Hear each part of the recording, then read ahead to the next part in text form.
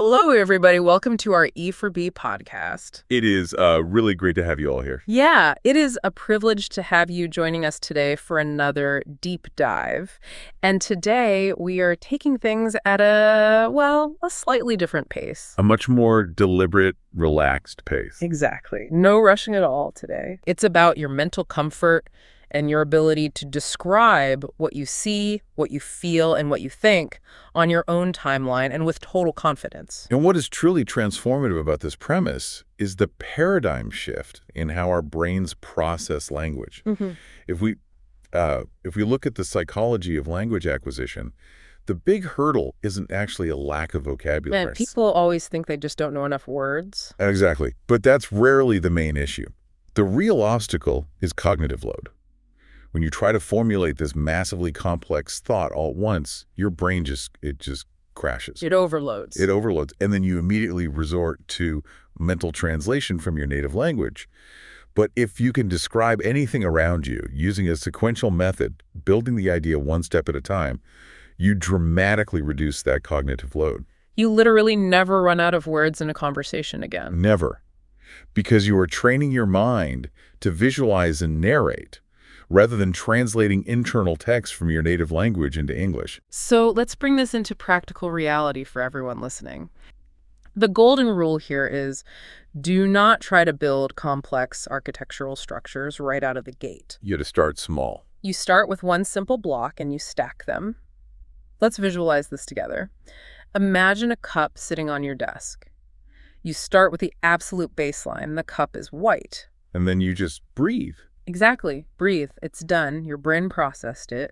Now you add the second layer. The cup is white and small. You're building the picture. And then with total control, you finish the painting. The cup is white, small, and made of glass. It's so smooth when you do it that way. It really is. And the same applies to describing daily actions. You don't need to jump straight into a super elaborate sentence about your breakfast. You start with, I ate bread and eggs. Which is perfectly fine on its own. Right. But then you advance to, I ate warm bread and 2 fried eggs this morning.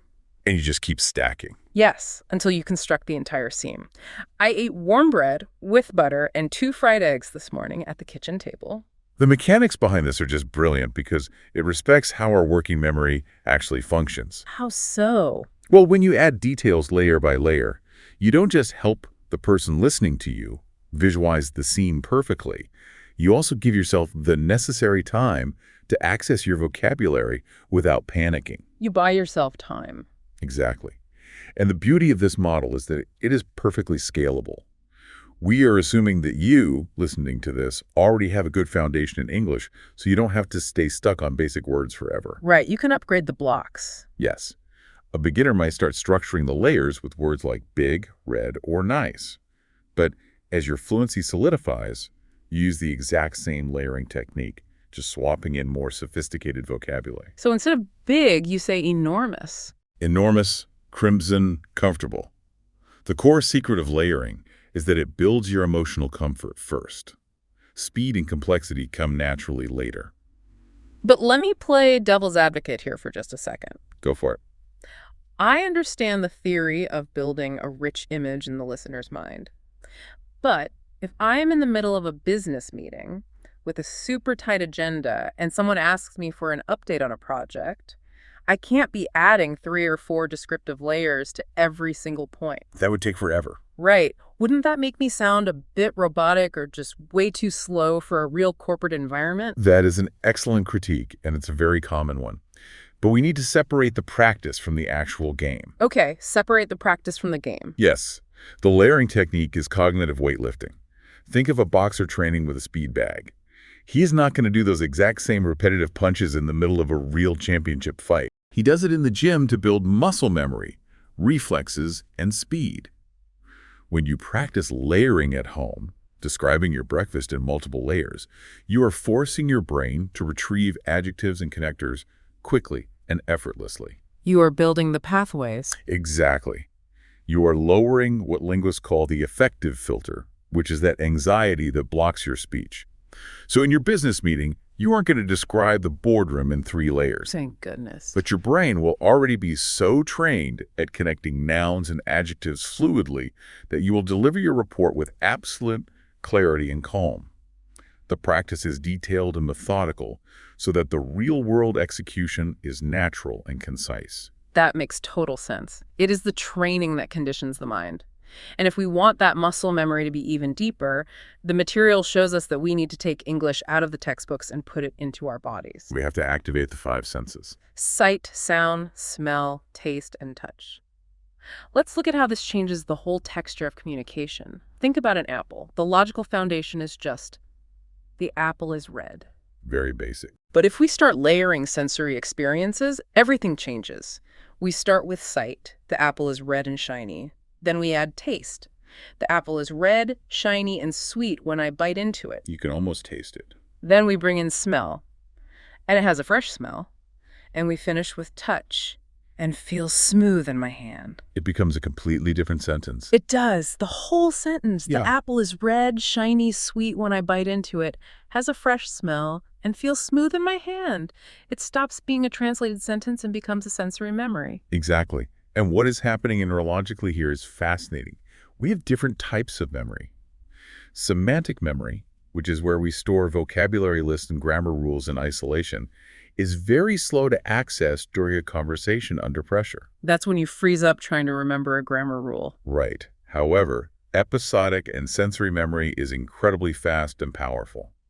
When you connect English words to physical sensations and real emotions, you create direct neural shortcuts. You bypass the translation phase entirely. You don't access the mental file for the word in your native language anymore.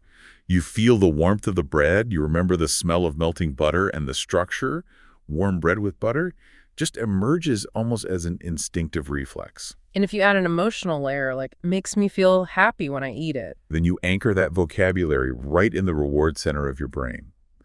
It is this emotional and sensory bridge that finally deactivates that exhausting process of simultaneous mental translation. So, if using our senses and emotions anchors the language in our brain, the next logical step is to apply this to where we spend most of our time. Her daily routines. Our daily routines. The source material suggests that our day-to-day life is the perfect training ground for storytelling, the art of telling stories naturally. Which is what a conversation really is. Exactly. If someone asks you about your previous day, the basic instinct is to answer with an isolated fact. I studied. Just one block. Right. But we've already seen that this is just the first layer. If we turn that fact into a continuous narrative, we get something like, I studied English yesterday at the library, read many interesting articles, and practiced speaking with a friend afterward. And for that narrative to not sound like a robotic grocery list, we need to master linking words. The connectors. Yes. Elements like and, but, because. So, while, when, after, before. In terms of mental processing, these words are absolute lifesavers. How do they help with the processing? Well, when you use very short, choppy sentences, your brain only has a millisecond at the period to decide what the next sentence will be. That is what usually causes those awkward pauses or those long ums. Right, you're scrambling to find the next thought. Exactly. Linking words solve that cognitive load problem. When you say, I went to the cafe where I drank coffee and read a book while sitting by the window, words like where and while act as bridges. They carry you forward. They give your brain valuable fractions of a second to fetch the next vocabulary word, keeping the rhythm of your speech smooth and uninterrupted for the listener. It's almost like those words are the oil in the gears of the conversation. And to put this into practice, the sources give us a wonderful exercise to include in the first hour of your day. I love this exercise. It's so practical. The idea is to set aside just 5 minutes right after waking up and narrate your routine out loud, very slowly and consciously. Describe the act of stretching your arms in bed. The feeling of water on your face, the refreshing taste of mint toothpaste, the bright sunlight coming through your bedroom window. You don't need a rush. Doing this every morning, calmly, builds a habit. It creates a habit of continuous verbalization that will basically remove the rust from your mental gears over time. It is a very powerful ritual of presence. And as you become a master at describing your physical routine and the objects around you with ease, you gain the confidence to access higher-level linguistic tools. You mean moving beyond the literal descriptions? Yes. I am talking about stepping out of the literal plane and into the figurative plane, through comparisons and metaphors. This is the territory where true fluency really shines, because it shows you aren't just surviving in the language. For playing with it. You're playing with it, exactly. Yes, this is where the language stops being purely functional and gains texture and color. Instead of a flat observation like, the sky is blue, you elevate the image. The sky is as blue as the ocean. Or you use a cozier image, like a big soft blanket over the city. The material has some excellent examples showing how native speakers use this constantly to convey emotion. To describe deep darkness, you could say, the night was dark, like ink on paper. To describe a state of mind, I felt relaxed like a cat sleeping in the sun. And of course, we have direct metaphors, which pack entire cultural concepts into just a few words. Time is money. She is a walking library, to describe someone who reads a lot. Or, the classroom was a jungle of noise and energy. But this actually brings up an important question. It's easy to use a metaphor for something visual, like the sky or a noisy room. But how do I apply the layering technique to abstract ideas? That is the big question. How do I describe things I can't see or touch, like philosophical concepts, complex feelings, or a controversial opinion during a debate? That is the million-dollar question, and it is exactly where the true test of fluency lies. When we deal with abstract concepts, the layering technique shifts its focus slightly. How so? Instead of stacking visual adjectives, we stack arguments and justifications. The secret to maintaining control in a discussion about abstract ideas is to focus on the why. Okay, focus on the why. Let's take the concept of friendship. The base statement, the first layer, is simple. Friendship is important. If you stop there, the conversation just dies. Exactly. But if you use the connectors we mentioned earlier to add layers of justification, you create a deep, convincing argument. Like, friendship is important because it gives us support, makes us feel loved, helps us through difficult times, and creates wonderful memories. Exactly. So instead of trying to find some super complex intellectual word to define friendship, you use words you already master to describe the mechanics of how friendship actually works in practice. You break the abstract concept down into concrete actions. Yes. And by structuring your thought in this chained way, you don't just transmit a much richer, more mature idea, but you also dictate the pace of the conversation. You take control of the rhythm. Right. When you start listing reasons sequentially, the person listening understands that you have a structured line of reasoning. They give you the space and the attention you need to finish your point without interrupting you. That is the posture of someone who is truly fluently comfortable. And this connects perfectly with the practical application of all this in the real world. We aren't just learning this to philosophize in our living rooms. Exactly. The goal is to be prepared and shielded against anxiety when life demands that we use English under pressure. The material strongly suggests practicing what we call role play. Simulating real-life scenarios. Imagine a vulnerable situation like being on an international trip, feeling sick, and needing to explain your symptoms to a foreign doctor. Trying to translate your exact pain from your native language into English while you are nervous is a recipe for disaster. So just freeze up. But if you've trained the layers at home, you don't just say, I have pain. You build the diagnosis with precision. I have pain in my head since yesterday. I feel very tired, and sometimes I feel dizzy when I stand up. The clarity of that communication could literally save your trip. And we can apply the exact same logic to high-pressure corporate environments, like a job interview in English. That dreaded moment when the recruiter says, "Tell me about yourself." It's the moment most candidates just freeze. Yeah. And they freeze because they try to translate abstract, complex thoughts from their native language, like, I am highly proactive and oriented toward multidisciplinary results. That is an impossible cognitive load to process when your heart is pounding. But applying the technique we are discussing, you build an irrefutable answer in true, simple layers. I am a student studying business. I enjoy learning about management and teamwork. I am practicing English to improve my communication skills, and I believe these skills will help me succeed in my future career. You can hear the cadence in that.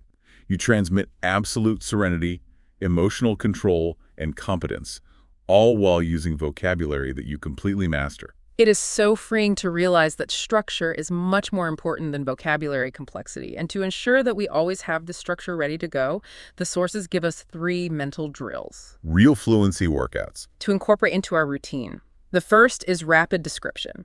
But let's be clear, rapid here has nothing to do with rushing or speaking frantically. It means continuous speech without major interruptions. The exercise is to take any random object, like a pen, and talk about it, and only about it, for 1 full minute without stopping. You detail that it is black, long, light, it has a silver clip, the ink is blue, you use it to sign documents. The goal is to force the brain to keep generating language at a steady pace. And the second drill is what I think is the most brilliant for everyday life. It's the art of paraphrasing. Essentially, the ability to navigate around a black hole in your memory. Paraphrasing is undoubtedly the main survival tool for anyone communicating in a second language. At some point, no matter how advanced you are, your brain is going to blank. The word will just vanish. Exactly. Let's say you want to say that you lost your wallet, but under stress, the words lost and wallet simply evaporate from your mind. An insecure learner freezes, panics, and apologizes. But the fluent practitioner who is trained in paraphrasing simply uses the words that are available to describe the function or the situation. I cannot find my wallet. I think it is gone. Or even, I can't find the small bag where I put my money and credit cards. Fluency is not the absence of errors or memory lapses. It is your capacity to keep swimming gracefully when the water gets choppy. That is so true. I actually have a classic story about this. I was traveling once, sitting in a cafe, and I wanted to order a decaffeinated coffee. But for some reason, the word decaf just completely vanished from my head. It just wiped totally blank. Completely erased. If I hadn't trained this mental flexibility, I would have just given up or ordered a tea. But I took a breath, looked at the barista, and asked, "I would like a coffee that lets me sleep, please." That is brilliant, a coffee that lets me sleep. The barista laughed, thought it was super funny, and immediately said, "Oh, a decaf, sure." The communication happened, the problem was solved, and I didn't need to panic. That skill gives you incalculable peace of mind. You gain the absolute certainty that no matter what word is missing, you have the tools to explain what you mean. Exactly. And the third mental drill suggested by the material is something that completely changes how you interact with your environment. It's the habit of thinking directly in English during automatic activities. This third exercise is the final strike against mental translation. When you are doing something that doesn't demand much from your brain, like walking through your neighborhood, washing the dishes, or driving on a quiet street, look at the elements in your environment and name them mentally in English. Without passing through your native language. Right. Look at the sky and think, cloud. Look at a car and think, car. And then immediately start organically stacking layers in your head. Red car. Fast red car. This seemingly simple process is actually rewiring your brain's circuits. You are associating the visual image and the concept directly with the English sound. When you do this repeatedly, English becomes an instinct, not an academic subject. And looking at all these phenomenal techniques and fundamentals we've explored today, it brings up a final reflection. An idea that really transcends simple language learning and applies to almost everything in our lives. Where does this big picture lead us? Well, think about the irony of it all. We live in a society that is obsessed with speed.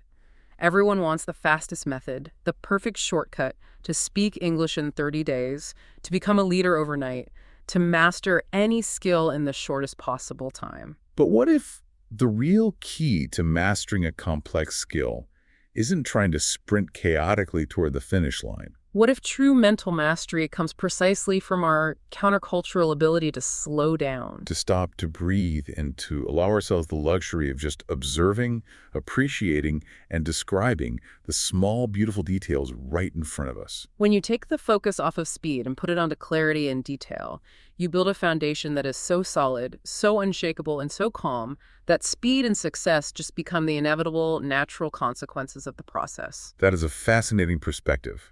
It is fundamentally about being present in your own learning process, about respecting the time your brain takes to absorb and organize the world around you. And we want to invite you, the listener who has joined us on this relaxed journey today, to put this power of presence into practice the exact minute this audio ends. Look around the room you are in right now. It could be your office, your car, your living room. Pick a perfectly ordinary object. Take a deep breath. And mentally or out loud, create the first layer in English. No rushing. Then look closer and add the second detail. Go at your own pace, savoring every single word. You will be amazed at how freeing and powerful this simple act of mindfulness can be for building your ultimate fluency. It really is a game changer. Thank you for joining us in this show, and until our next episode, bye!